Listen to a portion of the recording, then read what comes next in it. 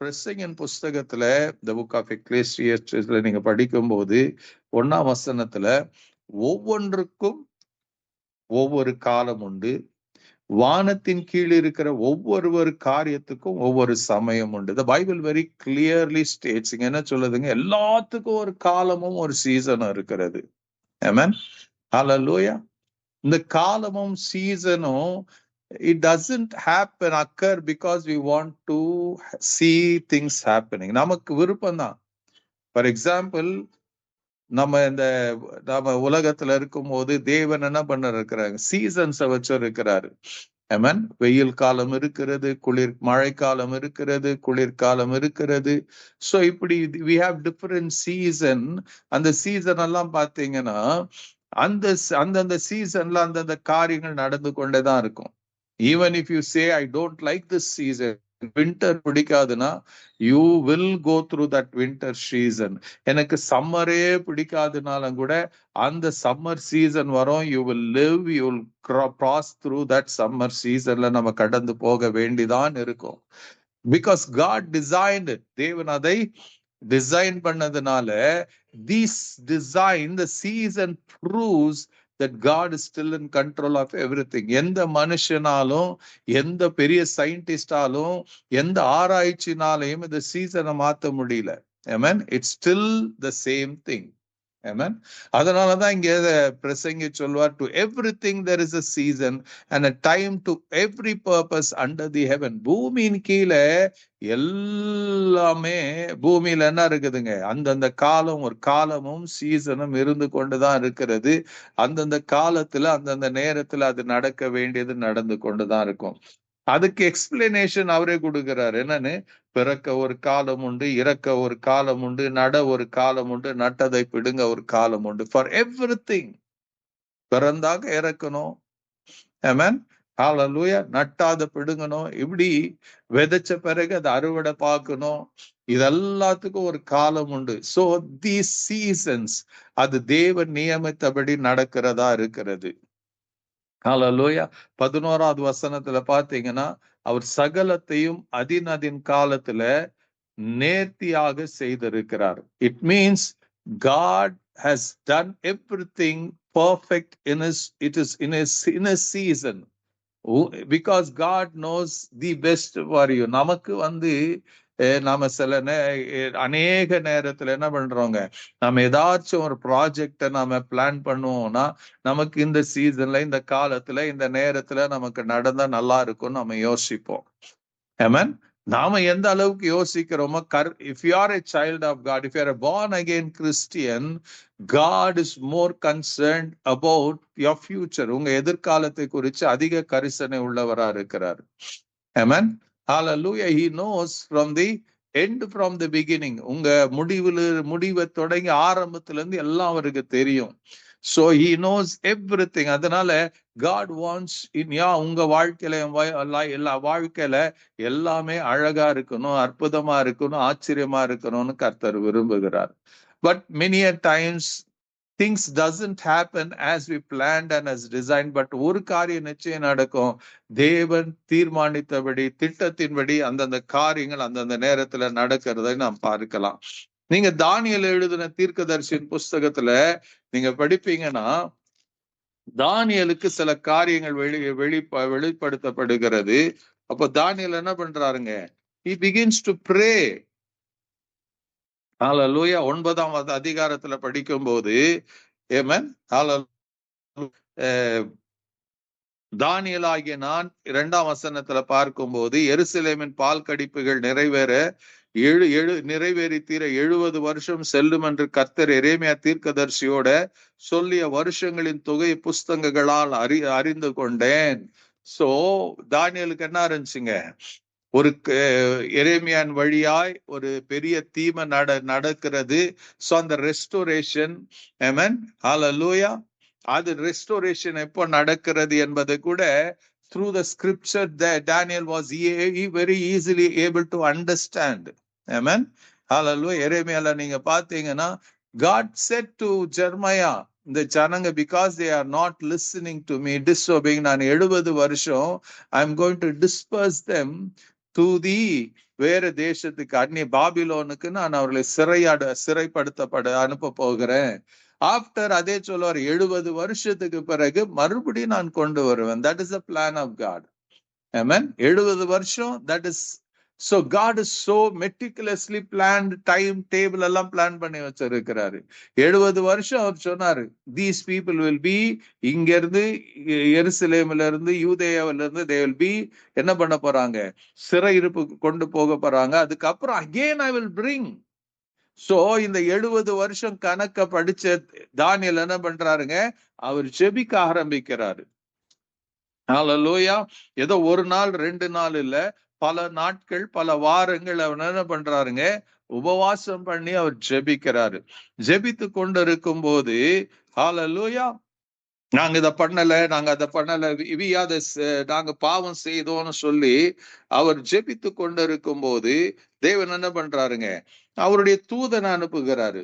21ஆம் வசனத்துல படிச்சீங்கன்னா 9:21, அப்படி நான் ஜெபம் பண்ணி கொண்டிருக்கும் போதே முதல் தரிசனத்தில் நான் கண்ட புருஷனாகி காப்ரியல் வேகமாய் பறந்து வந்து அந்திபலி நேரமாகிய வேலையில என்னை தொட்டான். அவனுக்கு தெளிவுண்டாக்கி என்னோட பேசி, தானியேலே, உனக்கு அறிவை உணர்த்தும்படி இப்பொழுது புறப்பட்டு வந்தேன்.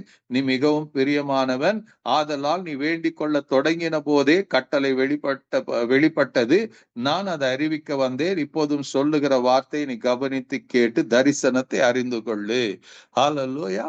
அப்ப கேப்ரியல் என்ன சொல்றாங்க, நீ ஜெபித்த மாத்திரத்திலேயே your prayer was heard in heaven, நான் உனக்கு அதை அறிவிக்கிறதுக்காக வந்தேன்னு சொல்லுவார். 10ஆம் அதிகாரத்துல பாத்தீங்கன்னா கேப்ரியல் வந்து சொல்லுவான் என்ன, ஹல்லேலூயா. தானியேல் என்ன பண்ணானா, வேற ஒரு காரியத்துக்காக 3 வாரங்கள் அவன் உபவாசித்து ஜெபித்து கொண்டு இருக்கும் போது கேப்ரியல் வந்து சொல்லுவான், அப்பா நீ ஜெபிக்க தொடங்கின ஒருத்தர் ஆண்டவர் கட்டளை புறப்பட்டது, பட் நான் வர்றதுக்கு 21 நாட்கள் தடைப்பட்டது. Amen. It took almost 21 days for me to bring the news, the answers. தேவனுடைய பதிலை கொண்டு வர தாமதிக்கப்பட்டது. Amen. Hallelujah. அதோடைய அர்த்தம் என்னங்க, தேவன் ஜெபத்தை உடனுக்குடனே கேட்கிறவரா இருக்கிறார். ஆமென். ஜெபத்தை கேட்கிறவர். இங்க 9ஆம் அதிகாரத்துல ஜெபத்தை கேட்டு தானியேல் ஜெபித்து முடித்து, ஹல்லேலூயா, ஜெபித்து முடிக்கும் போது தேவன் என்ன பண்ணாருங்க, கேப்ரியலை அனுப்பி அவனுக்கு விஷயத்தை சொல்ற, ஜெபம் கேட்கப்பட்டதுப்பா, நீ ஜெபித்த மாத்திரத்திலே ஜெபம் கேட்கப்பட்டது என்று சொல்றார். இங்க 10ஆம் அதிகாரத்துல அதே தான் சொல்றார். 21 நாட்கள் இருக்கும்போது ஜெபம் கேட்கப்பட்டது. ஆனா என்னங்க, நான் வருவதற்கு தடை ஏற்பட்டது. பெர்ஷிய அதிபதியாக என்ன பண்ணா, நான் இங்க உன்கிட்ட வர்றதுக்கு தடை பண்ணான்னு. ஆமென். ஹல்லேலூயா. நேச ஆண்டவர் என்ன பண்ணுவாரு, ஜெபித்த மாத்திரத்திலே நமக்கு பதில் கொடுத்து நம்மை சோர்ந்து போகாம இருக்க செய்வதற்காக பதிலை அனுப்புகிறவரா இருக்கிறார். அதே நேரத்துல சில நேரத்துல உங்களுக்கு ஜெபத்துக்கு நீங்க கேட்டுக்கொண்டது இல்ல நடக்காததுக்கு காரணம்னா சத்ருவும் உங்களுக்கு தடை பண்ணுகிறவனா இருக்கிறான். தடையை கொண்டு வந்து ஜெபத்துக்கு தடை பதிலுக்கு தடை ஏற்படுத்துகிறவனா இருக்கிறான். ஆமென். ஹல்லேலூயா. சோ ஒரு பக்கம் பாத்தீங்கன்னா God immediately answers, இன்னொரு பக்கம் சத்ரு தடை பண்றான். ஆனா சில நேரத்துல என்ன பண்றாரு, கர்த்தரே ஒரு நோக்கத்தோடு தடை பண்றாரு. ஆமென். ஹல்லேலூயா. It is not God's purpose. சும்மா ஏதோ உங்களை காயப்படுத்தணும், துக்கப்படுத்தணும், வேதனைப்படுத்தணுங்கிறது இல்ல. தேவனுடைய மனசுல எல்லாம் என்ன இருக்குதுங்க, தான் செய்ய போகிற காரியம் அந்த குறித்த நாளில செய்யும் போது God will be glorified through you. உங்களை கொண்டு தேவனுடைய நாமம் மகிமைப்படும். ஆபிரகாமுடைய வாழ்க்கையில அதுதான் நடந்தது. ஆபிரகாம் என்ன பண்ணாருங்க, so God promised him. ஆண்டவர் தான் சொன்னாரு, உனக்கு நான் ஒரு பிள்ளை ஒரு சந்தானத்தை கொடுப்பேன், நானு நீ என்ன பண்ணு, நான் உன்னை ஆசீர்வதிப்பேன், பெரிய ஜாதி ஆக்குவேன் ஆண்டவர் சொல்லுவார். அதை கேட்கிறான். கேட்டு ஆபிரகாம் நம்புறான், விசுவாசித்தான், அது அவனுக்கு நீதியாக எண்ணப்பட்டது என்று சொல்லப்படுகிறது. பட் என்ன சொல்றாங்க, இட் ஆல்மோஸ்ட் took 25 years, 25 வருஷங்கள் கடந்து போனது to see that promise. Hallelujah. Why should God delay such a long period? ஆண்டவர் அன்னைக்கே கொடுத்திருக்கலாம். 75 வயசுலயே ஆபிரகாமுக்கு ஒரு பிள்ளையை கொடுத்திருக்கலாம். தேவனுக்கு முடியாத காரியம் ஒண்ணு இல்ல. But God delayed it. Why? எதுக்கு டிலே பண்ணாருங்க? Because God has already planned. ஆபிரகாம் வழியாக, ஈசாக்கின் வழியாக இன்னைக்கு நீங்களும் நானும் தேவனுடைய மகிமை பேசி கொண்டிருக்கிறோம். தேவன் எத்தனை அற்புதமானவர். பைபிள் சொல்லுது, ஹல்லேலூயா, ஆபிரகாமுடைய சரீரம் செத்து போயிருந்தது, சாராளுடைய கர்ப்பம் செத்து போயிருந்தது.